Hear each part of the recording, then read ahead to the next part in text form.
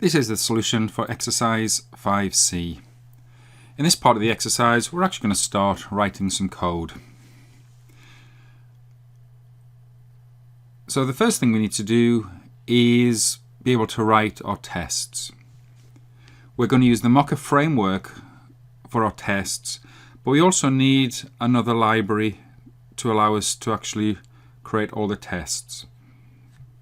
So the first thing we're going to do, again, in our command line, and remember, you need to be in the directory of the project. So here I'm in the Git and then my project directory. And we're just going to enter npm install chai. And we're going to save this into the package.json file. And again, just make sure we bring that in with an F5 to bring that into the Eclipse view. And now we're going to configure Mocha to use chai. So in the test directory, we're going to create a file called support.js. So new file, support.js. And then the contents of this, and then we save that file. And then we want to create another file in the test folder for Mocha options, the Mocha opt file. So file, and this is called Mocha opts. And this just tells Mocha to use that support.js file. And again, don't forget to save the file. So now we've configured Mocha to use the chai library, we can write our first test. So to do that, right click, file, you want a new file, and we're going to call this fizzbuzz.test.js.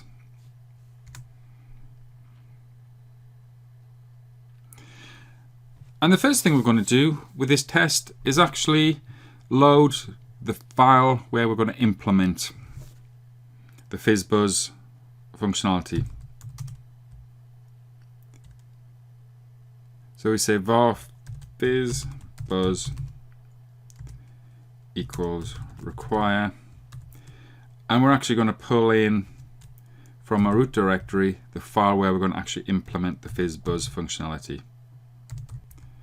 And then when we write a test, we use a describe clause. And the first function that we're going to implement is divisible by. So when we think about fizzbuzz, we need to know if a number is divisible by either 3 or 5 to work out what the value should be. So the first part of the algorithm that we'll implement is divisible by. So we're going to write a test for divisible by. So that's our first test all written now. And we're simply going to say when 3 is divisible by 3, we'd expect that to return true. One thing we can do is to get Mocha to run continuously. And we do that by running the Mocha with the option -w.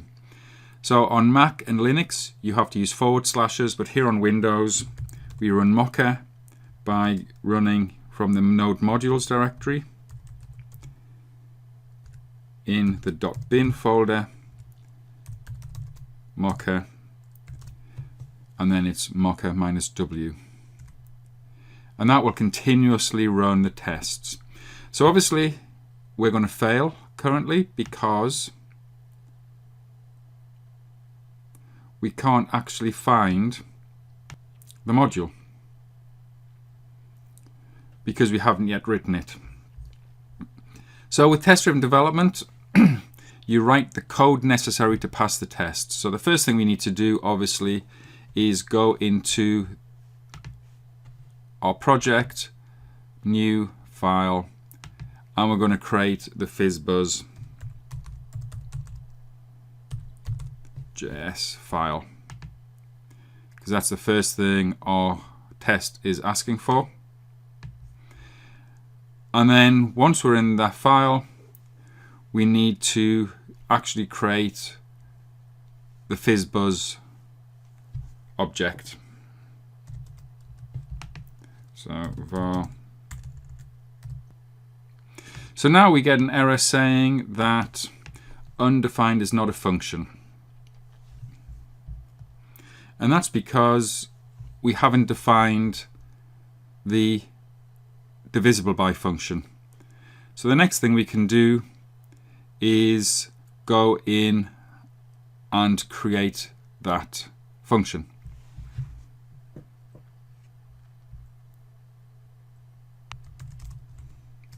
And again, we want to write the minimum code to pass the test. So the test is 3 divided by 3, and we can just return true to pass that test. And there you can see we've now got the test passing. Previously you saw that we had a failure because we'd missed a semicolon, and then we had the lint passing, or sorry, failing the test because of the missing semicolon. But now we've got our divisible test pass, and all our code passes the static analyzer. So now we want to go in and modify the test and add another test clause. So we now know that 3 divided by 3 is true, but what happens when we have 3 divided by 2? We'd expect that to be false. So I can come back in here and I can just add another test. Save that. And now we get a failure because we're expecting a value of false and we're actually getting true. So we're failing this test. And that's clearly because we haven't implemented the functionality. So what we can do now is we can now go and change this to make sure it passes all the tests. So we're going to use modulo, and we expect that to be equal 0. Now, a typo here, you'll see that we both got the warning in Eclipse and we've also got the warning coming up in our tests. And what it's saying is that I can't assign a 0 to an operation because obviously a single equal sign is an assignment and I want to do a comparison. So let's fix that. And in JavaScript, that's still not correct because 2 equals allows it to do type coercion. And because we've got a static number, ideally we need to use the 3.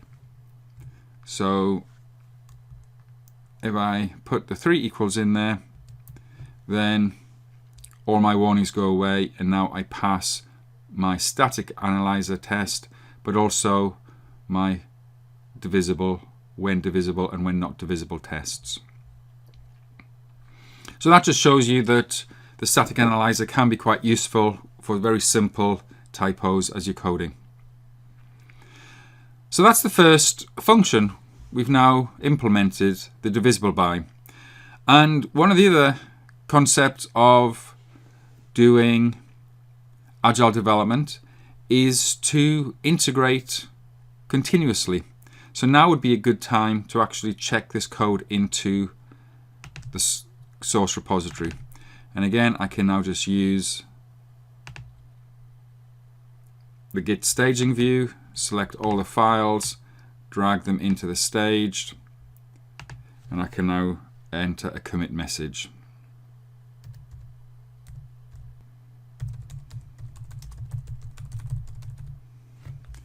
And a simple commit and push will send that code to the repository.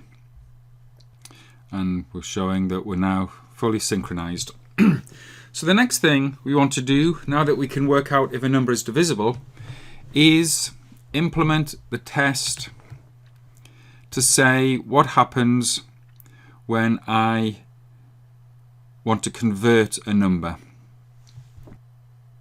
So after this set of tests, I'm going to describe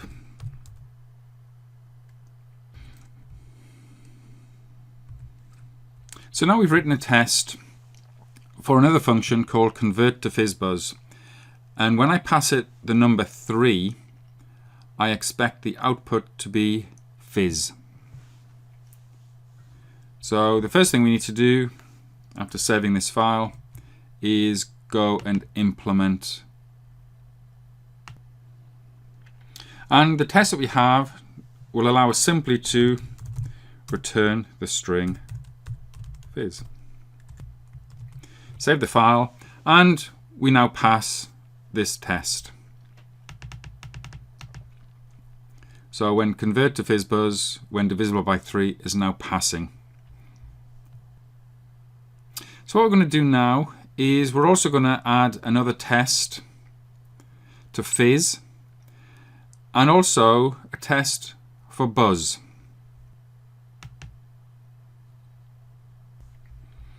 So back in here, I can just add another expect clause.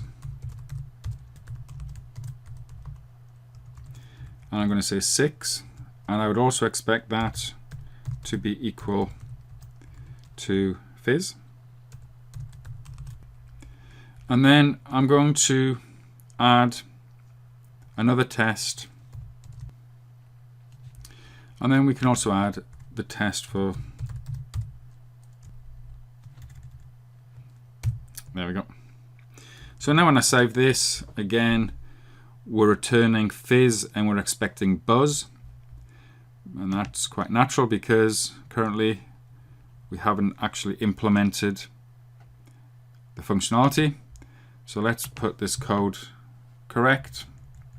So we can say if,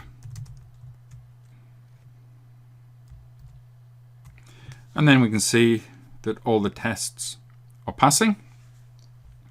So let's go and finish this off. And I want to say when something is divisible by both 3 and 5, which means it is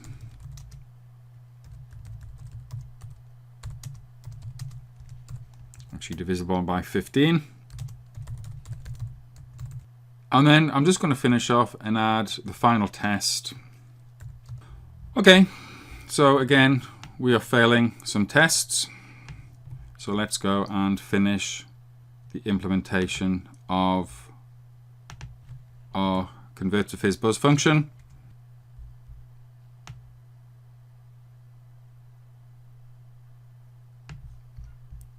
And there we go. So we do have an error still. And obviously, if you look at the reason, again, a simple coding error. We need this test to be done before 3 and 5. Because we're passing the fizz function. So again, we'll just move that above there. We're now going to check the fizz buzz. Sorry, wrong file. You need to move this. So if we look at here, we've got to move this file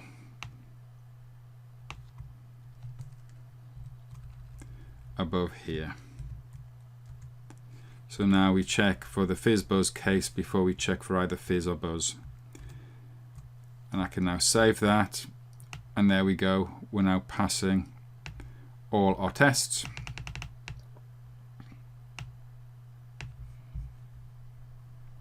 So again, this would be another good time just to come in here and commit those changes.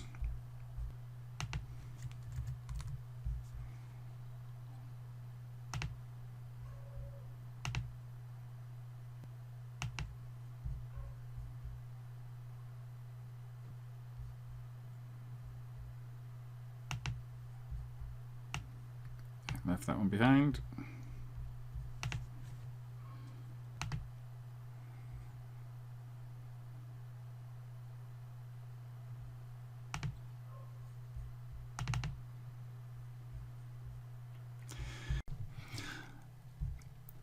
The last thing we need to do for this part of the exercise is to work out how to convert a range of numbers into the fizz-buzz value.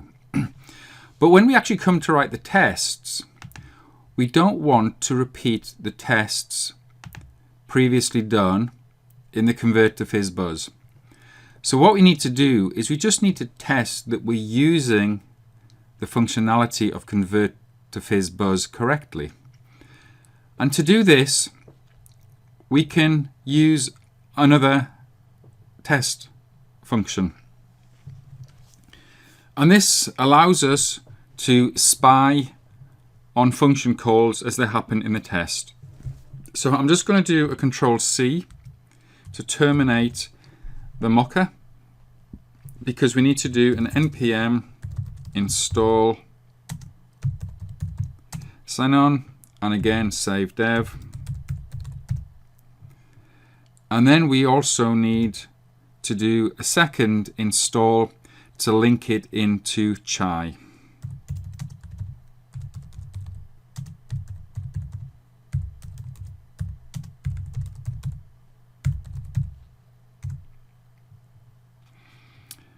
So we've added those two new requirements, so F5 to ensure that they come into the Eclipse environment.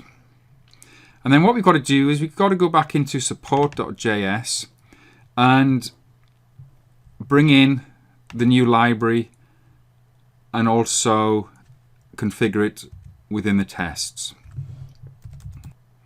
So there we go. That's now completed that. So then in our test suite, we're going to go and add a test for our last function, convert range to fizz-buzz.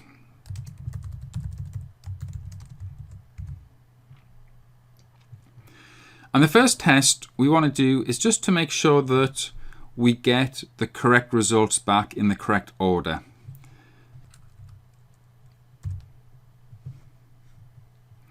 So here we'd expect, if we ask for a range 1 to 3, we're going to end up with 1, 2, then fizz. So this test is just to make sure that we're not constructing that range in the wrong order, so we don't get fizz 2, 1 back or anything similar to that. So to implement that test, let's just start the mocker again. So again, we're going to get an undefined function because we haven't added that function. So let's come into here and create the function. And for this first test, we can simply return the expected values.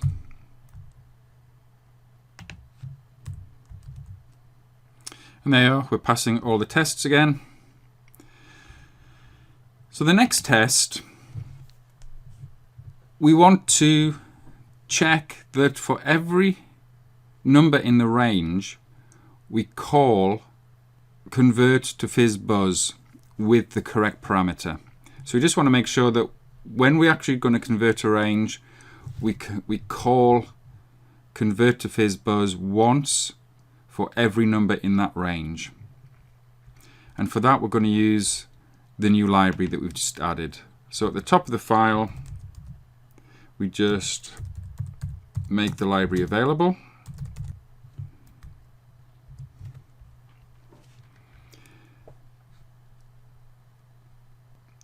And then we're just going to check it applies fizzbuzz to every number in the range correctly.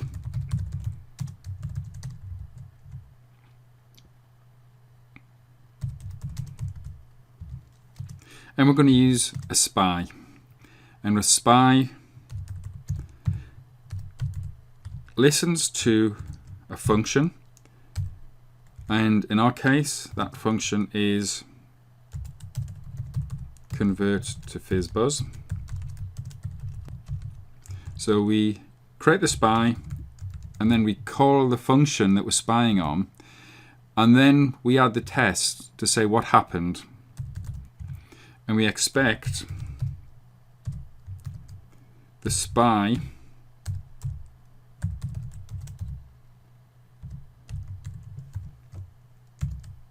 to be called once with every argument, with every value in the range. And what we can do is, if this test fails, we can actually put a better message out here. So we're just saying that we expect this to be called with the function. And then once I've finished with the SPY, I remove it. And you remove it by just using the restore function. So there's the test. We set up the SPY, we then call convert range to fizzbuzz, and then for every element in that range, we expect the spied on function to be called once with every argument in the range. So I save that, and obviously we'd expect it to be called, but until we implement it, it obviously isn't going to be called. So let's go and implement